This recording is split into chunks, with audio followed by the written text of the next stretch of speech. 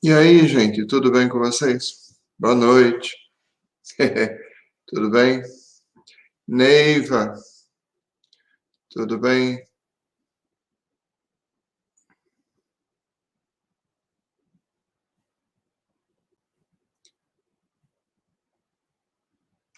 Fernando, obrigado, Fernando, pela, pela, pelo desejo de melhoras. João Paulo, boa noite, tudo bem? Neiva, boa noite. Pessoal chegando, né? Bom, hoje eu estou melhor, graças a Deus. Ontem eu estava muito ruim, devo ter comido alguma coisa, estava muito ruim de estômago.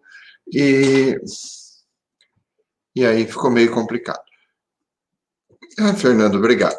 Obrigado pelo retorno. Som e imagem perfeitos. Ótimo. Que aí eu consigo saber o que está acontecendo, né? Bom, vamos lá. Eu fiz um, eu fiz uma leitura do capítulo 4, né? Do Compêndio da Doutrina Social da Igreja. Não sei se vocês viram, se vocês tiveram tempo de ver e tal. Mas eu fiz uma leitura e eu estava olhando. Eu acabei fazendo uma espécie de resumo visual. Eu espero que isso ajude um pouco. Não sei, nós temos dois que estão chegando, não, quatro já. Bom, quem sabe o pessoal vai chegando, né? Desculpem de ontem, desculpem do horário, mas acho que eu não consigo manter meia-noite toda semana. Desculpa, acho que estou ficando velho. Para eu começar meia-noite e terminar 1 da manhã, tá complicado. Às 11 eu consigo. Das 11 à meia-noite eu consigo. Mais que isso, vocês vão exigir demais de mim. Mas eu consegui marcar algumas coisas bem interessantes. Eu consegui marcar uma live para o dia 3 de maio com o Jung Mossung, né? E com o Fernando, não, o Felipe Guimarães, não. Ele é um vaticanista, né? Então, é Felipe, acho que é Guimarães.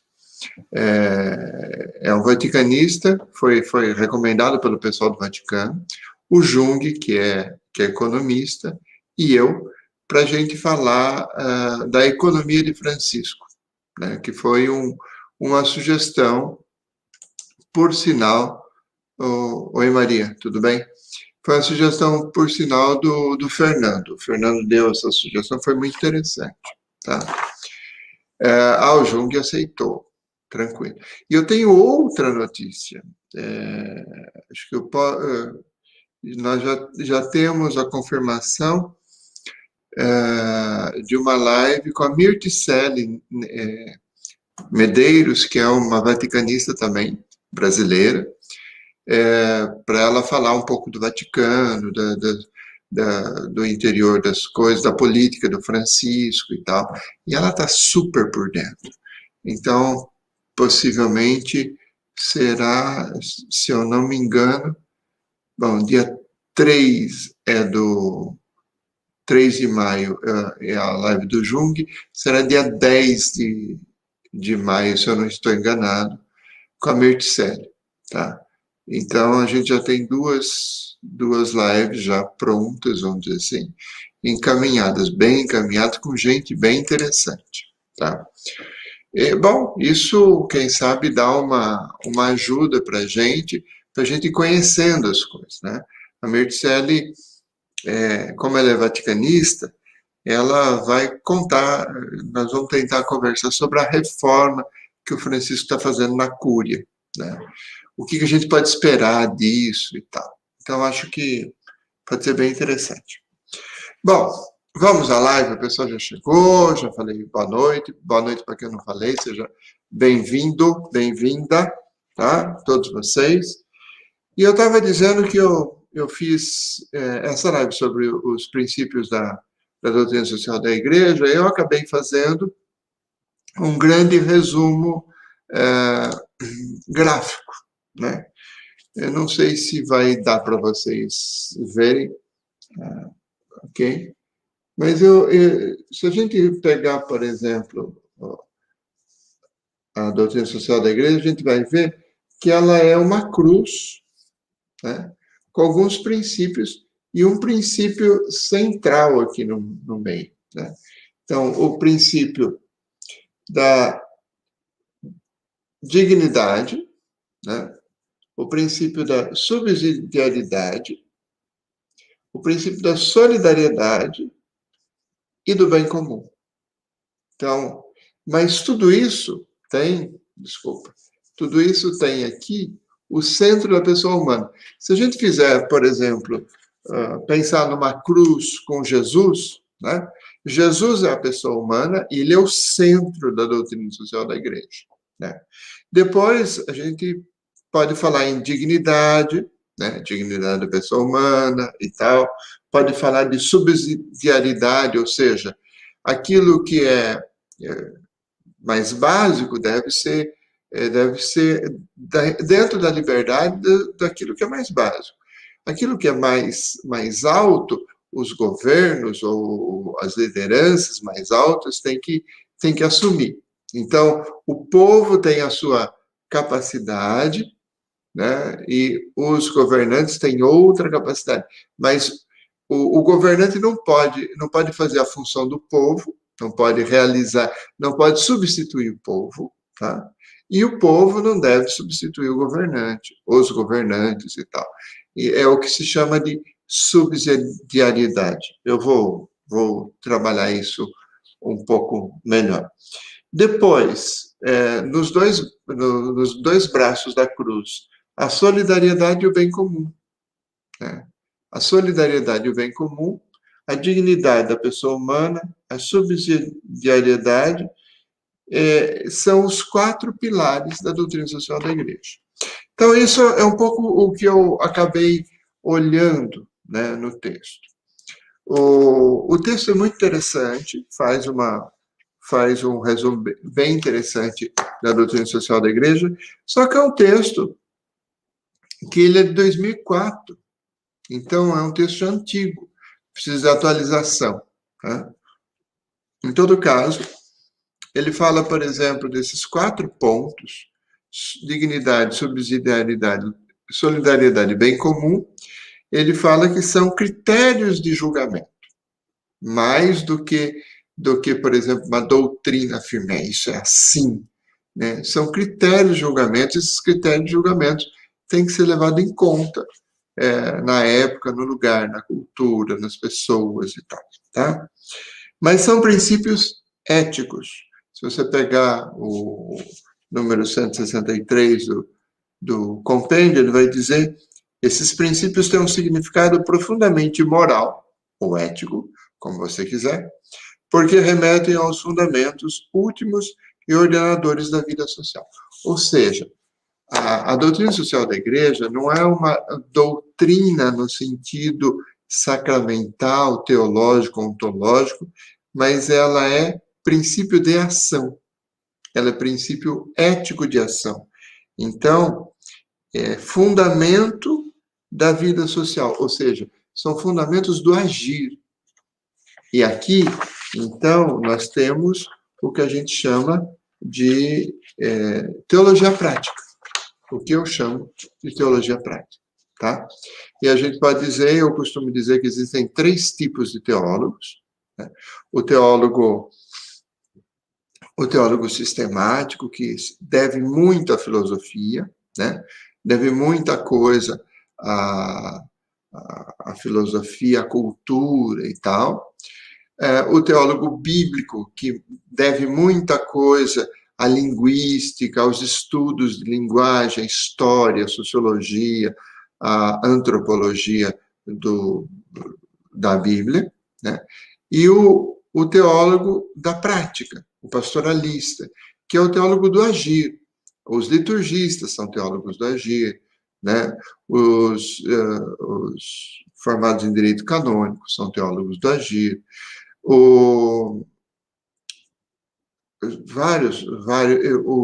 os de doutrina formados em doutrina social da igreja são teólogos do agir. Então, eu costumo dizer que na teologia prática não existem dogmas, existem pontes, mas não existem dogmas. Então, você não pode ser acusado de heresia na teologia prática. Essa é uma boa coisa, pelo menos para nós, teólogos. A gente nunca pode ser chamado de herege. A gente pode ser chamado até de infiel, mas de herege nunca. Tá? Bom, então, na verdade, a doutrina social da igreja, número 166, é o respeito com a promoção integral da pessoa e dos seus direitos fundamentais. Nós estamos falando aqui de direitos humanos, tá? Estamos falando de sindicatos, sindicalização, direito de associação e tal, tá? Todos têm o direito de fruir das condições de vida social criadas pelos resultados da consecução do bem comum. Ou seja, se a sociedade cresce, todo mundo deve aproveitar o crescimento dessa sociedade em qualidade de vida. Tá? O que é bem comum? Número 164, ele faz uma definição de bem comum bem interessante. Diz aqui, por bem comum se entende o conjunto de condições da vida social que permitem, tanto aos grupos como a cada um dos seus membros, atingir mais plena e facilmente a própria perfeição. Ou seja, se nós crescemos, todo mundo tem que crescer. Né? Senão, não é bem comum, é bem de uma elite. Tá? 168. A responsabilidade de perseguir o bem comum compete também ao Estado. Então, não é simplesmente a cada um, mas é também ao Estado. O pessoal está me acompanhando na live? Espero que sim. Tá? Sobre o bem comum ainda, o texto diz, no 168 ainda, o fim da vida social é o bem comum. O fim da vida social é o bem comum historicamente realizável, ou seja, o bem comum concreto.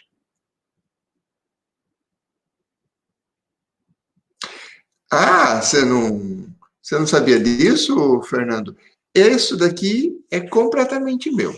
Eu digo, em teologia pastoral não existem dogmas, existem pontes que a gente pode construir, ou muros que a gente pode construir, mas não existem dogmas. Dogmas é da teologia fundamental, é da teologia sistemática, tá? Mas dogma em teologia prática não existe. Boa noite, Giovanni, tudo bem com você? Seja bem-vindo. Márcia também, tá? Bom, no 171, por exemplo, ele vai dizer que se Deus criou a Terra, ele criou a Terra para todos. Ou seja, é o que a gente chama de destinação universal dos bens.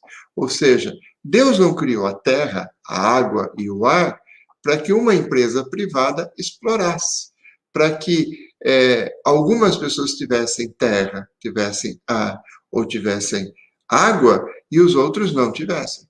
Porque isso faz a vida da terra. Então, os passarinhos, as plantas, o sol, o clima do planeta são bens comuns. Não dá para ser bens particulares, tá?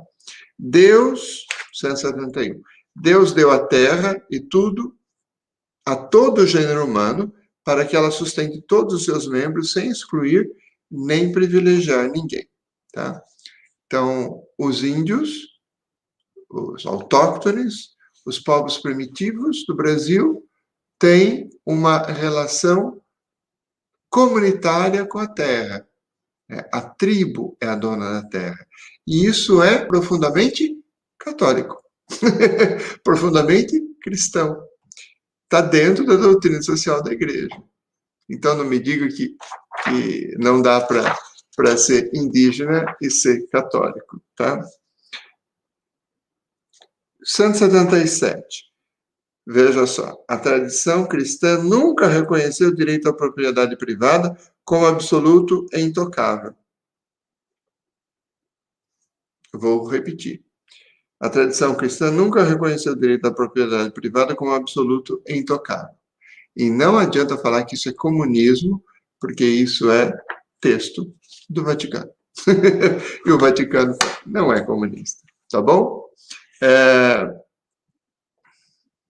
Então, ainda falando de bem comum, por exemplo, não só a terra é bem comum, mas como o saber também é bem comum. 179, os novos conhecimentos técnicos e científicos devem ser postos ao serviço das necessidades primárias do homem. Ou seja, quando a humanidade faz uma ou várias vacinas para a Covid, quebrar a patente para produzir as vacinas e para fazer com que as pessoas vivam, está dentro da doutrina social da igreja. Tá? Não está dentro do comunismo, está dentro da doutrina social da igreja. 180. A propriedade individual não é a única forma legítima de posse. Ou seja, você pode ter uma posse coletiva que não deixa de ser propriedade, tá? Mas serve ao todo, ou serve ao grupo. Tá?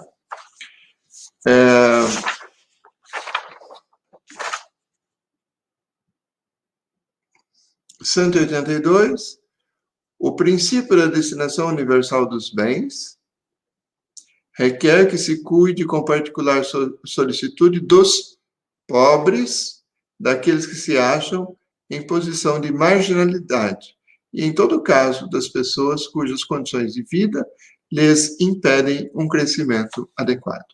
Hoje eu vi uma notícia que eu acho que tem muito a ver com isso. Parece que o Joe Biden, lá dos Estados Unidos, o presidente dos Estados Unidos, está entrando em parceria com o Vaticano para que os Estados Unidos e o Vaticano trabalhem juntos para a distribuição de vacinas para o mundo. Parece bem interessante a proposta. Não sei como isso vai se concretizar, mas parece bem interessante a proposta. Tá. 184, falando ainda dos pobres, o amor da igreja pelos pobres inspira-se no evangelho das bem-aventuranças, na pobreza de Jesus e na sua atenção aos pobres. Então, não é que o amor da igreja pelos pobres se inspira a partir de Marx, mas nasceu muitos séculos antes de Marx. Tal amor refere-se à pobreza material e também às numerosas formas de pobreza cultural e religiosa.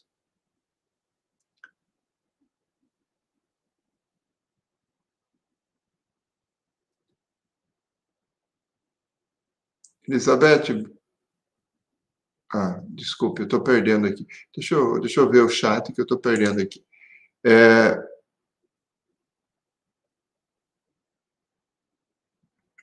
O que dizer sobre aqueles que atacam os irmãos por defenderem e trabalharem com a doutrina social da igreja? Olha, alguns caras a gente não deve nem dar bola. E eu acho que o silêncio é a melhor política. Deixa os caras falar.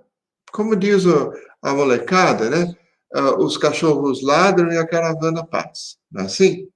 Giovanni, não adianta você ficar se estressando com algumas pessoas. Vai fazendo o seu trabalho, deixa os caras falar. Eu já fui chamado de tanta coisa, eu tenho 29 anos de padre, acho que é a idade que você deve ter. Já fui chamado de tanta coisa, de comunista para lá. Ladrão, pedófilo, comunista, herético, idiota, burro, de tudo, de tudo, de tudo, de tudo, de tudo. O que sobrou desses caras? Não sobraram. Né? Então, esquenta muito a cabeça com esses caras, não, tá? Elizabeth, boa noite. Adriano. Adriano Mendes, sim, existe teologia sem a teologia fundamental? Não existe, mas também não existe teologia sem a pastoral, e também não existe teologia sem a Bíblia, tá? E esses três se completam, na verdade. Não dá para fazer teologia sem falar de Bíblia, tá? Não dá para e sem usar todos os instrumentos, vamos dizer assim, que a teologia bíblica usa, e também não dá para falar de teologia ignorando a pastoral. Tem muita gente que tenta ignorar a pastoral. Ou tem muito teólogo que diz assim, olha, porque eu sou uma pessoa esses dias a gente teve a visita de um padre que vai trabalhar aqui em setembro, e ele acabou de estar fazendo o doutorado dele, vai defender o doutorado dele agora. Ele disse assim, não, mas eu penso muito na pastoral. Claro, mas a teologia pastoral, ela pensa da realidade para a igreja. Ela faz o contrário, entendeu? Porque, por exemplo, o ponto de partida da teologia pastoral é a realidade. E a partir da realidade se reflete a fé. A teologia da libertação queria ser, pelo menos, um tipo de teologia pastoral. Né? Por isso, você não vai ouvir um teólogo da libertação falando de teologia pastoral, praticamente. Porque eles dizem, a nossa teologia é a pastoral. De fato, o ponto de partida é esse. Né? Existe uma diferença por onde você começa. Se você começar da fé, você está fazendo teologia sistemática. Da fé ou da filosofia, tá? Da cultura, da filosofia e tal. Se você começar a partir da Bíblia, você está fazendo teologia bíblica. E se você começar da realidade, você está fazendo pastoral. Só que, a partir da realidade, não dá para você dá para falar de heresia. Tá? Deixa eu ver o que mais. 177, o Fernando já colocou aqui, muito obrigado. A propriedade não é valor absoluto. Silenciar o quê? Sim, silenciar, de fato. Deixa o pessoal falar e vamos silenciar e tal. O calado vence. É isso mesmo. Obrigado. Que Deus nos abençoe a todos. Né?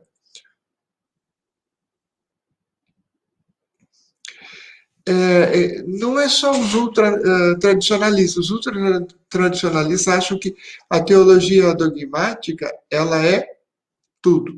Mas eles são muito ligados à teologia do direito canônico, ao direito canônico. E são muito ligados ao jurídico. E isso mata muito da teologia deles.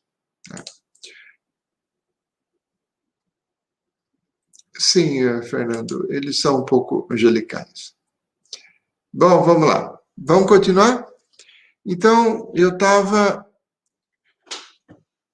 falando assim do começo, tá? Dando uma introdução. O que é a subsidiariedade? Tá? O documento aqui vai dizer de duas...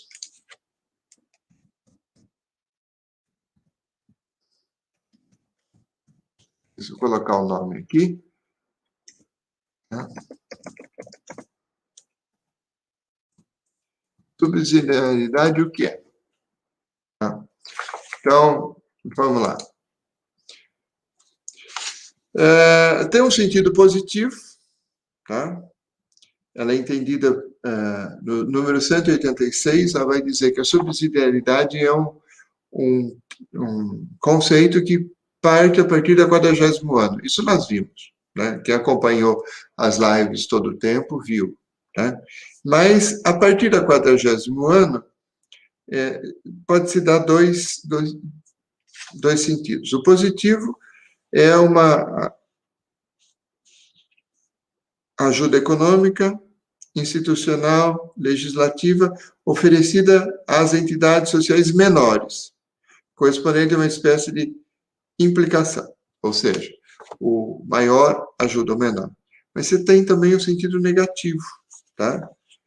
Que impõe ao Estado abster-se de tudo o que, de fato, restringir o espaço vital das células menores e essenciais da sociedade. Vamos lá. Então, nós temos, o sentido positivo é, eu posso te ajudar, e você me ajuda. A subsidiariedade é que o maior ajude o menor ajude o maior. Então, no sentido de interajuda, né? Mas de não usar o espaço do outro, ok? E tem o sentido negativo, que é o de não usar o espaço do outro, ou seja, abster-se de tudo que, de fato, restringir o espaço das células menores. Ou seja, se eu sou professor, eu não posso substituir os alunos, mas os alunos também não devem me substituir, né? Mas nós precisamos trabalhar em conjunto. E aí é que a gente ganha. Esse é o sentido da subsidiariedade. Bom, o que vai contra a subsidiariedade, vamos dizer? 187 diz assim: com o princípio de subsidiariedade estão em contraste formas de centralização do poder, a burocratização, o assistencialismo, a presença injustificada e excessiva do Estado e do aparato público. Ou seja, né, quando você quer tirar espaço do outro, né, a centralização é isso, a burocratização é isso, o assistencialismo é isso, né, e a presença do Estado onde não deve. Tá? Bom, vamos lá. Então, quando a gente fala em subsidiariedade, a gente precisa ter respeito e promoção efetiva do primado da pessoa e da família, valorização das associações, e o respeito, promoção efetiva da pessoa, da família, e a valorização das associações e das organizações. Ou seja, o direito de se fazer organizar, de se tornar um grupo organizado. Tá? Em alguns momentos, né, 188, é necessário que o Estado promova a economia. Porque não adianta, hein? A gente pode ser o que quiser, mas quem dá o motor para a economia crescer é o Estado. O pessoal fala da mão invisível do mercado. A mão invisível só pega o lucro e coloca no bolso. Tá? Vamos ver os comentários aqui. Privatização dos direitos humanos e dos bens comuns fere o princípio de subsidiariedade? Não. Os direitos humanos, em primeiro lugar, não podem ser privados. Eles são coletivos, porque todos nós somos humanos, tá?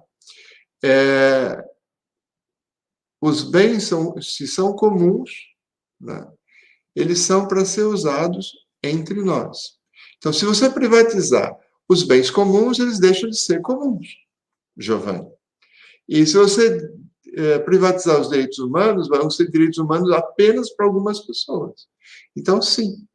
Se é essa a resposta que você queria obter, sim. Privatização dos direitos humanos e dos bens comuns fere o princípio de subsidiariedade e fere, inclusive, os direitos humanos e a propriedade comum dos bens. Tá?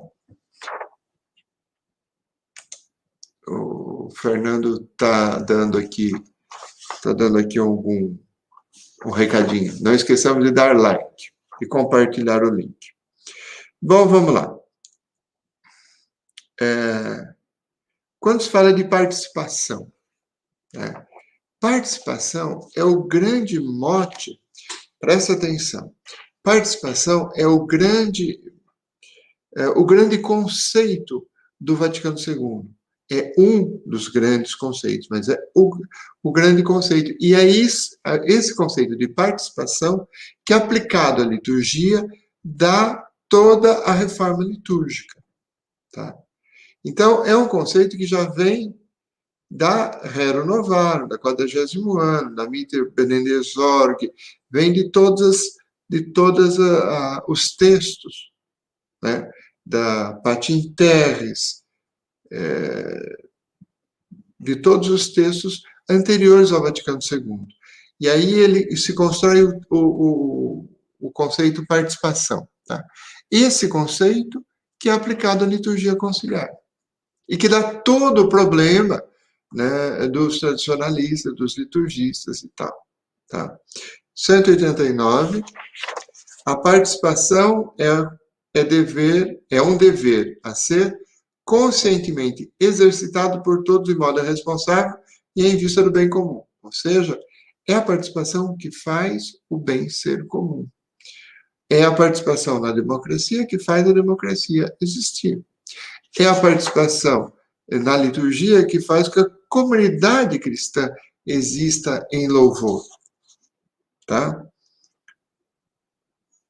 Mas aqui ele diz aqui, no final do 189, vai dizer assim, a participação é sobretudo dos menos favorecidos, bem como a alternância dos direitos políticos, porque se o cara não sair, não vai ter participação, né? Vai continuar sempre aquela mesma elite puxando o saco daquele mesmo cara. A fim de evitar que se instaurem privilégios ocultos, é necessária, ademais, uma forte tensão moral para que a gestão da vida pública seja fruto da responsabilidade de cada um em relação ao bem comum. Ou seja, ele está falando de transparência. Tá? Bom, ele vai dizer que a participação na sociedade, no 180, é garantia de permanência da democracia. Tá? Garantia de permanência da democracia. Então, estamos falando aqui ainda do princípio de solidariedade e participação.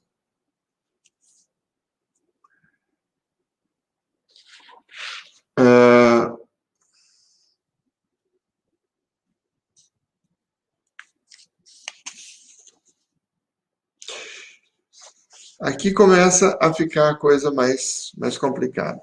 No número 183, ele vai dizer, ele vai usar o texto do Vaticano, vai usar, que faz a síntese de toda a doutrina social da Igreja, vai usar uma expressão que é própria da teologia da libertação, própria aqui da América Latina, que é estruturas de pecado. A solidariedade deve ser tomada, antes de mais nada, no seu valor de princípio social ordenador das instituições, em base ao qual devem ser superadas as estruturas de pecado que dominam as relações entre as pessoas e os povos. Estruturas de pecado. Bem forte. Aqui, continuando a falar de solidariedade, ele vai dizer, por exemplo, no 193, a solidariedade eleva-se ao grau de virtude social fundamental. Ou seja, as virtudes são sempre encaradas como coisas pessoais, né? Porque daí vem virtus, virtude, que é a força, alguma coisa tem força, então eu tenho força de vontade, eu tenho força de alma, eu tenho força na fé e tal, aí vem virtude, tá? Mas aqui, se existe uma virtude coletiva, tá? Ela é a solidariedade. É bem interessante. A solidariedade eleva-se ao grau de virtude social fundamental, pois se coloca na dimensão da justiça, virtude orientada por excelência para o bem comum. Comentários. Sim, a doutrina social da Igreja defende a democracia, sim.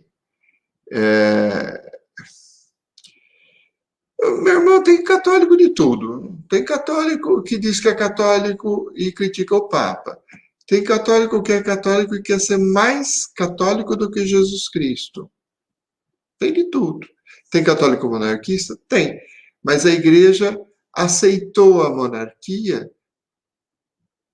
durante muitos séculos, a princípio do chamado direito divino dos reis, né? Mas depois da Revolução Francesa e depois da doutrina social da Igreja, a Igreja aceita a democracia e aceita os direitos humanos. São duas coisas que são relativamente novas na história da Igreja, é assumir os valores da democracia e assumir os direitos humanos, como parte da fé, né? Como parte da fé. E eu acho que o grande antimonarquista, você vai achar estranho o que eu vou falar, Giovanni, mas o grande antimonarquista foi Bento XVI, que se vestia como um grande monarca, mas um dia ele renunciou, e renunciou para um cara muito mais simples do que ele ser eleito, o Francisco. Então, o grande antimonarquista, para mim, foi o Bento XVI, que acabou destruindo a monarquia da Igreja, colocando ela por água abaixo. Tá?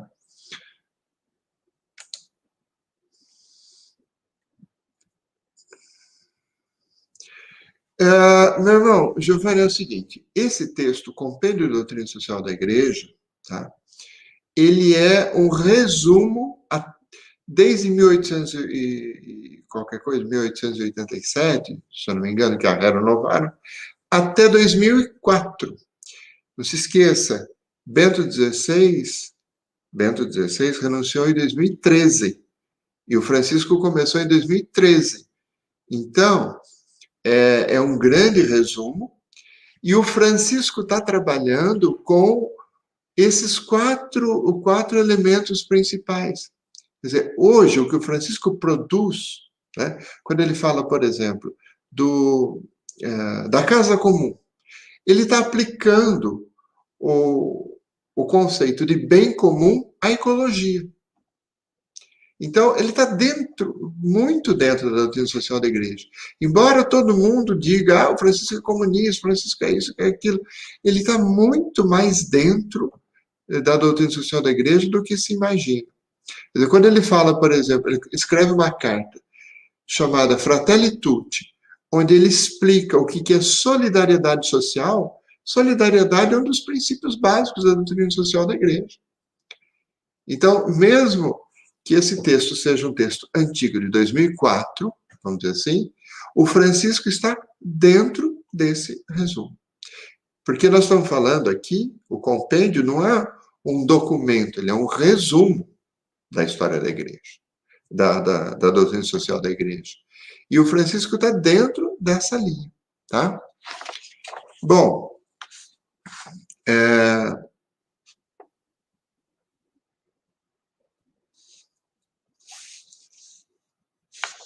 o texto vai falar, por exemplo, de virtudes, valores fundamentais da vida social. Quais são os valores? Muito obrigado, Fernando. Eu sou ruim, péssimo de numeração.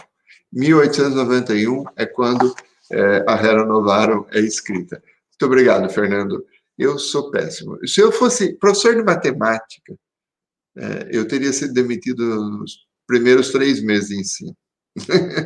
Graças a Deus, eu sou teólogo, e dizem que um bom teólogo, anota isso, Fernando, um bom teólogo não pode entender de matemática, porque essa história de que Deus é um e é 3 ao mesmo tempo, é uma matemática muito estranha, só se for na matemática da relatividade de Einstein, porque 1 é igual a 3. Que matemática é essa, né? Em que o único Deus é uma trindade. 1 igual a 3, 1 deveria ser igual a 1, ou 3 igual a 3, né? Mas 1 é igual a 3. Então, é difícil. Um bom teólogo, normalmente, não tem boa matemática. Bom, desculpe a digressão, a brincadeira e tal. Vamos lá. Então, se a gente for falar de valores fundamentais da vida social, nós temos alguns valores que o documento apresenta. O primeiro é verdade, tá? O primeiro é a verdade. Número 198. Os homens estão obrigados de modo particular a atender continuamente à verdade e a respeitá-la e a testemunhá-la responsavelmente. Ou seja, quando a gente estuda, né, nós estamos dentro da nossa fé. Tá? E o estudo não é contra a fé. Eu creio porque é absurdo, então eu preciso crer, mas eu creio para entender. Tá?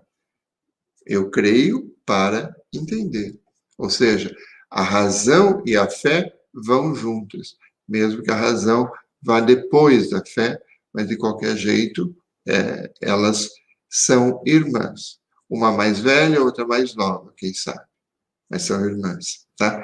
Então, a verdade é um dos princípios. A gente não pode querer, por exemplo, construir uma sociedade a partir da mentira, a partir da manipulação e tal. Ok?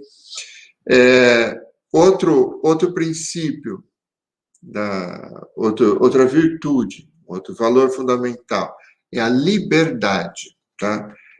199. A liberdade é no homem, sinal altíssimo da imagem divina, e, consequentemente, sinal da sublime dignidade de toda pessoa humana. Ou seja, né, quanto mais livres, mais parecidos com Deus.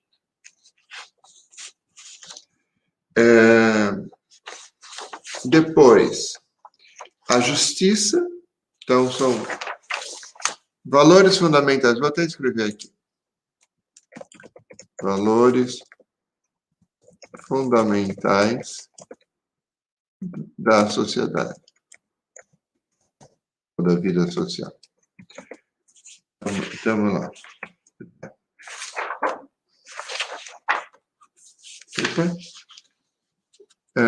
Justiça,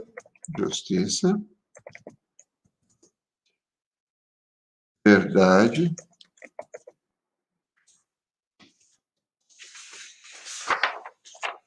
liberdade e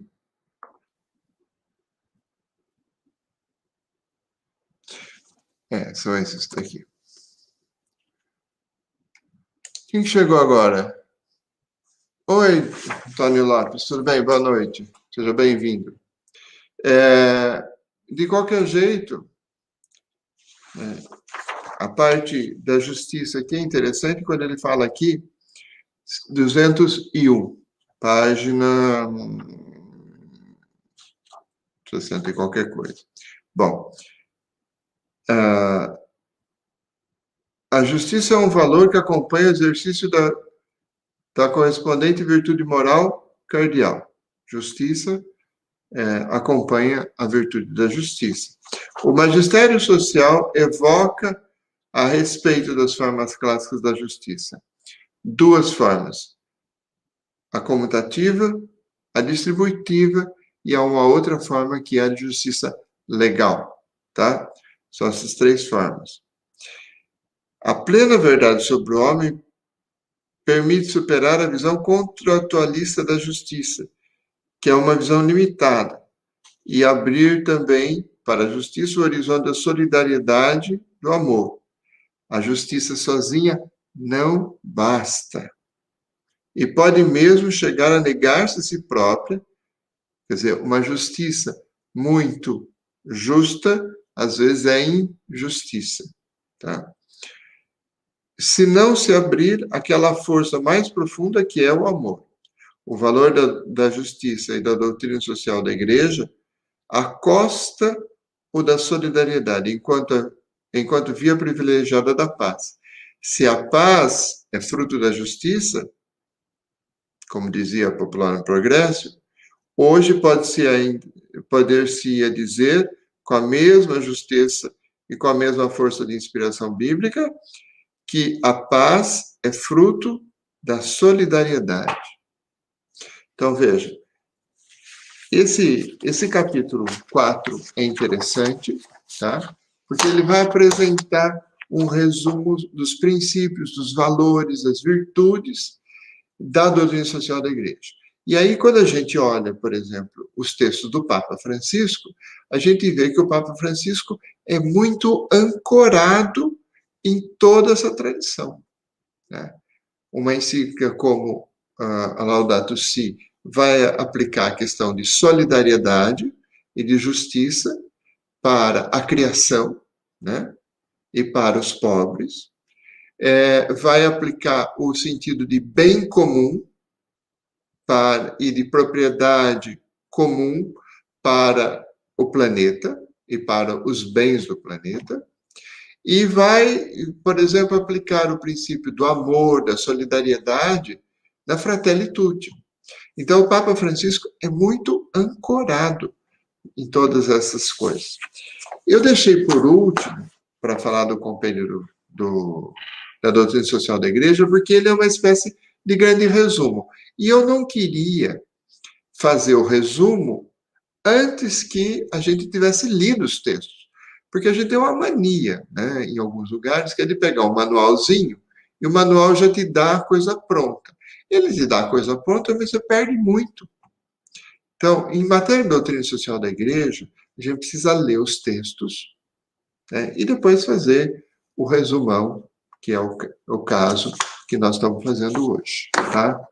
Mas eu gosto desse, vou mostrar de novo, desse resumo visual que a cruz, tá? Com, digamos, com Jesus no meio, né? Então, a pessoa humana aqui no meio é o mais importante, né? Como Jesus na cruz, é mais importante Jesus do que a cruz. Mas isso faz a solidariedade, a dignidade, a subsidiariedade, o bem comum, fazem proteger a pessoa humana. Eu gostei muito desse resumo do Compêndio da Doutrina Social da Igreja e eu queria saber o que vocês acharam dessa caminhada que a gente fez até agora. Vocês podiam escrever, por favor, aí? Me dá a opinião. Quem acompanhou? O Fernando acompanhou desde o começo, tá? Alguns acompanharam desde o começo, outros foram pegando as coisas pela metade. Diz para mim o que vocês cresceram ou o que vocês acharam dessa caminhada. Vocês podem escrever, por favor? Eu gostaria de ver isso e vou publicar isso na tela agora, se vocês puderem fazer isso. Por favor, Giovanni, Fernando, Diácono Antônio Lopes, Márcia, Carlos, Adriano Mendes, né?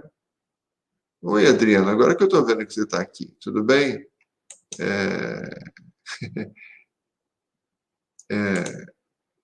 Deixa eu ver quem mais. A Érica Rocha, né? Se vocês puderem me falar o que vocês acharam dessas coisas até agora.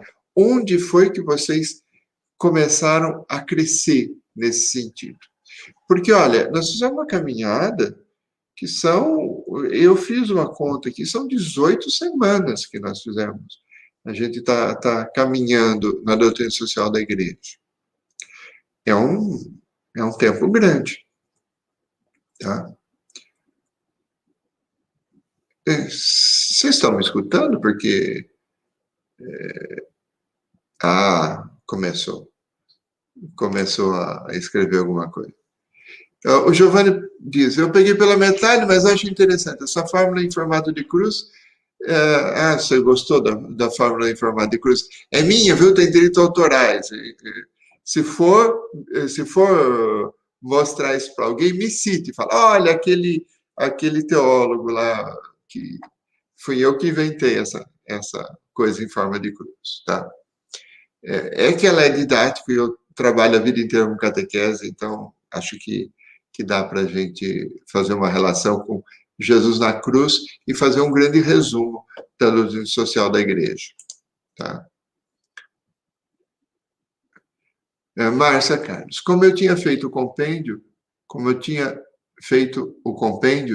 ler os documentos foram fundamentais. E agora resumir o compêndio ajudou muito. Sim, porque a gente faz normalmente isso. A gente pega o resumo, né? E aí a gente perde muita coisa mais. Eu quis fazer o caminho inverso, né? Pegar desde o começo e depois o compêndio nos ajuda a sintetizar tudo. Né? Vamos lá. Fernando, um dos grandes méritos dessa jornada é oferecer a oportunidade de contato com a doutrina social da igreja, que é um tema, em muitos ambientes, praticamente ignorado, quando não abertamente marginalizado. Fernando, eu digo que é o grande segredo da Igreja Católica. Eu fiz um vídeo, coloquei no canal, o grande segredo da Igreja Católica, o pessoal, deixa eu ver qual que é o segredo, né? É a doutrina social da Igreja. O pessoal acha que é alguma coisa com o Papa, alguma coisa com riqueza, não sei o que lá. Não, a gente desconhece completamente a doutrina social da Igreja. E o pessoal que nos acusa de comunista, disso, daquilo, simplesmente não leu nada, nada, nada da doutrina social da igreja. Então deixa o pessoal, como eu disse para o Giovanni, deixa o pessoal xingar, falar, dizer, né?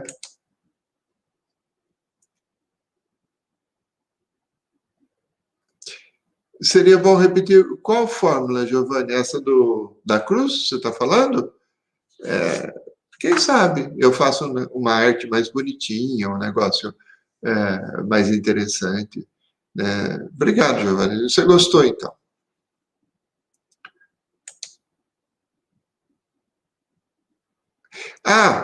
Me lembro desse vídeo. Sim, então você viu, o grande segredo da Igreja Católica é a doutrina social da Igreja. Não é morte de Papa, não é Inquisição. Isso tudo já foi visitado e revisitado 200 vezes, né? Mas o pessoal não sabe nem que, na verdade, a doutrina social da Igreja a gente coloca a partir da Rerum Novarum, 1891, como você falou. Mas ela começou muito antes, ela começa nos evangelhos. Bem-aventurados os pobres, porque deles é o reino dos céus. Né? Eu leio o seguinte: bem-aventurados os pobres, porque deles é o reino dos céus, dois pontos. E aí, bem-aventurados os que choram, bem-aventurados os perseguidos, bem-aventurados os que têm fome e sede de justiça, bem-aventurados. Esses são os pobres, são os comprometidos com a justiça do reino. Né?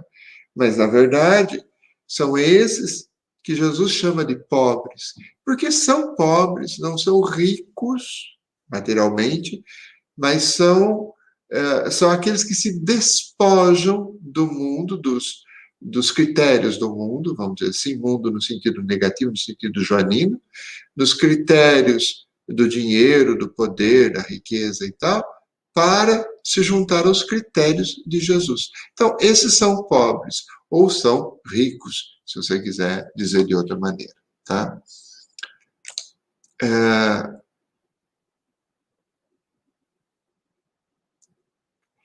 Peço para o seu editor para trabalhar a live de hoje fazer um gráfico da cruz. Eu posso fazer, eu posso tentar fazer, ver o que eu consigo, se eu consigo fazer alguma coisa nesse sentido, tá?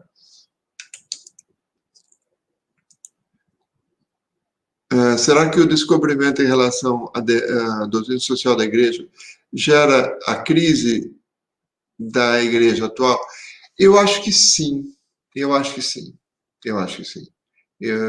Giovanni, acho que essa sua intuição é bem interessante. Porque o pessoal confunde qualquer coisa que você falar em matéria de caridade, de subsidiariedade, solidariedade, justiça, vai dizer que você é comunista. E aí, então, as coisas ficam patinando a vida inteira, tá? Márcia, os documentos do Vaticano II são desconhecidos, mas aí tem aqui tem, na verdade, um método, vamos dizer assim, dos tradicionalistas, né? Tem um método. Você pega, por exemplo, o padre Paulo Ricardo, que critica muito o Concílio Vaticano II. Na época do Bento XVI, ele vivia citando, porque o Papa diz, porque o Papa diz, porque o Papa diz. O Bento saiu, você não encontra mais nenhum vídeo dele que diga alguma coisa do Papa. É como se a igreja não tivesse Papa. Né? Existe um método aí de deixar de de ensinar os documentos do Vaticano II, deixar de ensinar a doutrina social da igreja. Porque é isso que faz com que as pessoas fiquem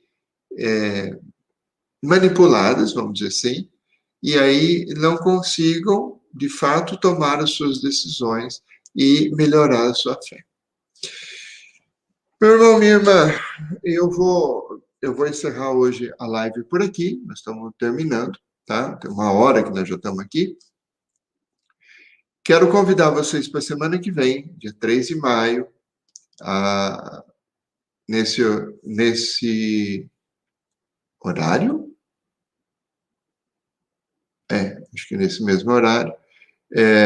Nós vamos fazer a live sobre a economia de Francisco. E aqui, então, temos um vaticanista, um teólogo e cientista da religião e um teólogo pastoralista.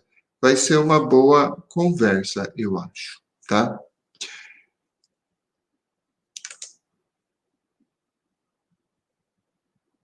Eu conheço o padre Paulo Ricardo pessoalmente.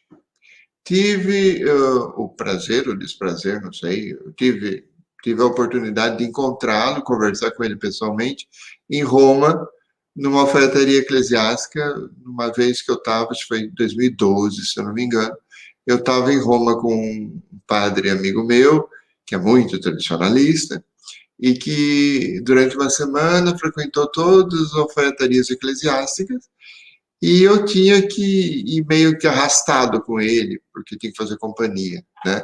E aí, numa dessas alfaiatarias lá, o padre Paulo Ricardo chegou e virou aquela tietagem, aquela coisa toda, aí eu fiquei na minha, né? E depois ele veio conversar comigo, a gente conversou e tudo e tal, mas eu não pedi autógrafo, nada dessas coisas, né? Ele é um cara inteligente, o padre Paulo Ricardo é inteligente, é articulado, fala muito bem, está há 10 anos no YouTube, desde o começo, quando ele fez o doutorado dele, ele foi catapultado pela Canção Nova, né? E depois ele continuou trabalhando nisso, mas é um cara que, embora seja inteligente, embora seja articulado, ele não só não gosta do Papa Francisco, como ele tem vídeos falando mal do Concílio Vaticano II. E eu acho que isso é heresia. Todos, desculpem, essa é a minha opinião, tá? Todos os concílios da igreja, os grupos que não aceitaram foram excomungados e saíram da igreja. Ou seja, para a gente ser católico, é preciso que a gente esteja em comunhão com o Papa e que a gente aceite os concílios, porque os concílios são o Papa e os bispos e o Espírito Santo.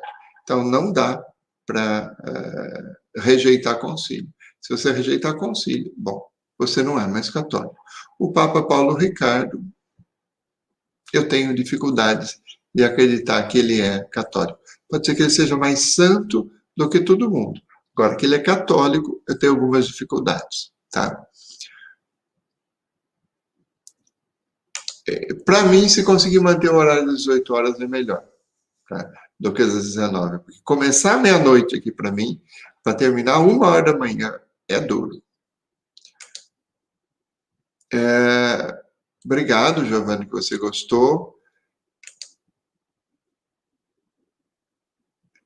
Márcia, obrigado. Olha, o Jung é extraordinário. O Felipe Guimarães também é muito bom, indicado pela própria turma do Vaticano. Tem eu que sou mais ou menos, mas tudo bem. Aí dá com 2 excelentes, um mais ou menos. Funciona, né? Eu vou ficar de animador de auditório, de animador de conversa.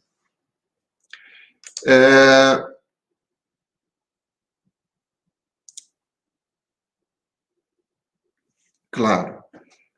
Não aceitar o concílio é dissensão contra o magistério da igreja, sim.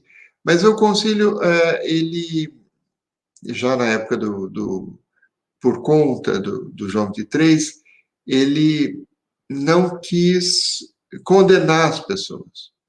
E eu acho que tem sido a nossa grande dificuldade, de querer dialogar com todo mundo, mesmo com aqueles que são indialogáveis. E é esse o grande problema, né? Bom, meu irmão, minha irmã, muito obrigado. Os diáconos que estão aqui, me ajudem a dar a bênção, tá bom? O Senhor esteja convosco, Ele está no meio de nós. A bênção de Deus Todo-Poderoso, Pai, Filho e Espírito Santo, desça sobre todos vós e permaneça hoje e sempre. Amém. Muito obrigado, Deus abençoe. Boa noite a todos.